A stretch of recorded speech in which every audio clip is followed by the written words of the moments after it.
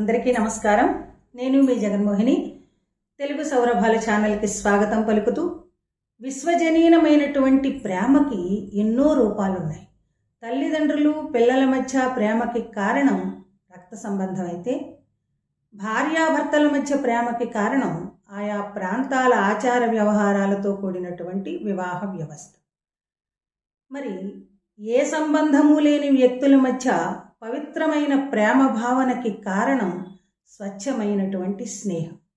మనిషి జీవితంలో వెలకట్టలేని బంధం ఏదైనా ఉంది అంటే అది స్నేహబంధం మాత్రం. పూల తీగకు చక్కని పందిరి అల్లితే ఆ పందిరి పైకి పాకి పూలు పూసి పరిమళాలను వెదజల్లుతుంది.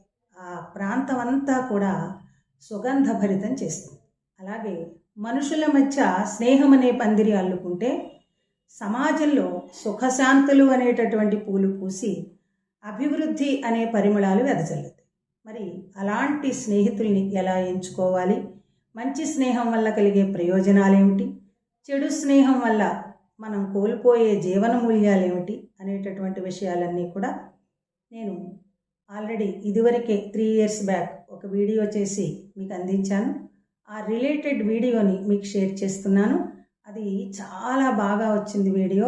నాకు నచ్చిన వీడియో, మీరందరూ కూడా మెచ్చుకుంటారని ఆశిస్తూ ఆ రిలేటెడ్ వీడియోని షేర్ చేస్తున్నాను. ఆ వీడియో చూడండి, నచ్చితే లైక్ చేయండి, షేర్ చేయండి, సబ్స్క్రైబ్ చేయండి. మరో మంచి విషయంతో మీ ముందుంటాను. అందరికీ స్నేహితుల దినోత్సవ శుభాకాంక్షలు తెలియజేస్తూ మీ జగన్మోహిని. ధన్యవాదాలు.